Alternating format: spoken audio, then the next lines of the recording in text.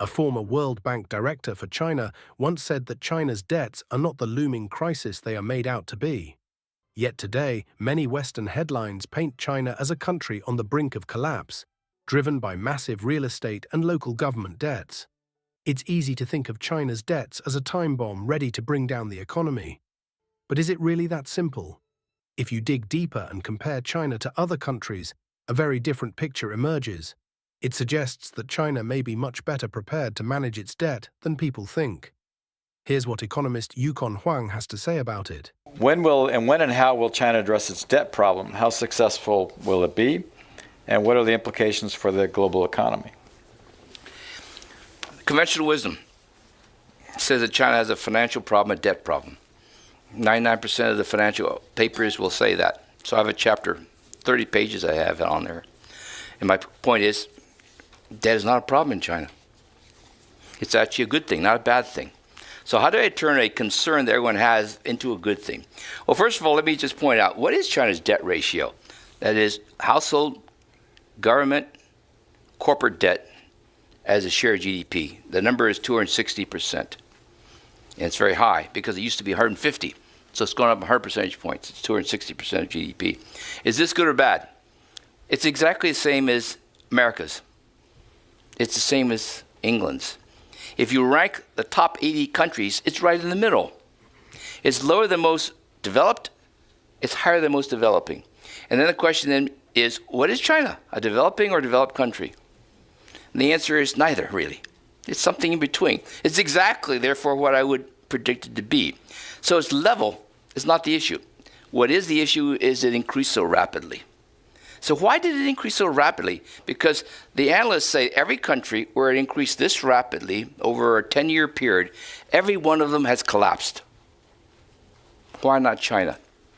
And I basically argue there's something very different about China that is not true in any of these other countries, but no one realizes it. And it is the role of land prices. Now here in San Francisco, you're very familiar with land prices and property. So if your property prices double over 10 years, you start worrying about whether it's too high, you worry about a bubble, right? So what happened to property prices in China over the last 10 years? They went up 600%. 6-time increase, okay? Now when the property prices go up sixfold, it affects not only houses, which are new, shopping malls, even roads, because it's the land value. Debt surges, right? And the issue then is this sustainable? Is a crash coming? And the conventional wisdom would say, if some property prices go up 600%, you surely have a crash. And the answer in my book is, you don't have one. Why isn't it? Because there was no private property 10 or 15 years ago. So this surge is going from practically nothing to something which is what you'd expect for Asia. So the question now is, if you go to Beijing, property prices are high. But are they too high? So what is the right comparator? So I use India. Let's compare property prices in India, New Delhi with Beijing, Bombay with Shanghai. Now India per capita incomes are 1/3 China's. Its growth rate over the last 15 years is about half. Conventional wisdom would say that India's property prices today would be somewhat lower than China's. But in fact, they're twice as high. But no one writes about India having a property bubble, but everyone writes about China. So in my book, I point out that this is a country where the debt surge is largely because of the surge in property, and it's a catch-up because it didn't have private property. It's really just bringing it up to what is normal, but no one actually realizes that because it's the only country that has this phenomenon. Every other country has had private property forever. So this is a very unusual situation. Let's break it down. China's debt to GDP ratio is high, around 280%, but it's not as exceptional as it sounds.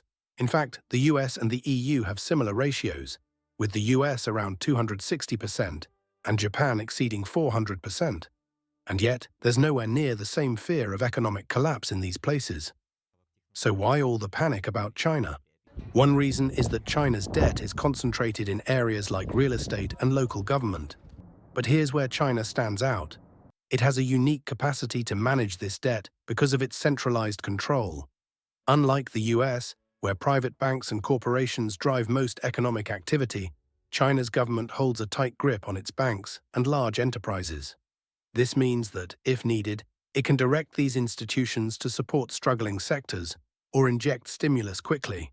China's ability to pull these economic levers gives it a flexibility that market-driven economies lack, making a debt crisis less likely to spiral out of control. Another advantage is that China's debt is mostly domestic.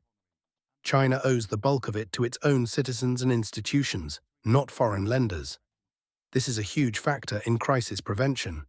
Look at Argentina or Greece, which faced severe debt crises because they owed large sums to foreign creditors. Domestic debt means China can renegotiate and manage its obligations without the fear of sudden capital flight that could destabilize the economy. China's government isn't just waiting for problems to happen either. It's actively planning for long-term stability through initiatives like the Belt and Road Initiative, BRI. By investing in infrastructure abroad, China is expanding its influence and creating demand for its goods and services in developing countries. These long-term relationships help ensure Chinese industries continue to thrive. Finally, China is working to steer its economy towards more sustainable growth. While the US economy has long been driven by consumer spending, China is shifting away from debt-fueled infrastructure investments, aiming instead to boost domestic consumption and invest in technology. If China successfully pivots in this direction, it could make the economy more resilient and less dependent on debt altogether. Let's dive even deeper into China's unique approach. Unlike many Western economies where government intervention is limited, China's centralized control allows it to quickly take action to stabilize troubled sectors. This centralized approach has been a game-changer in times of crisis, as we saw during the 2008 financial meltdown. While other nations scrambled to stabilize their economies, China was able to respond swiftly and decisively, steering its economic policies in a direction that limited the fallout. Another important factor is China's massive foreign currency reserves. China holds one of the largest foreign reserves in the world, giving it a significant cushion to manage any potential economic disruptions.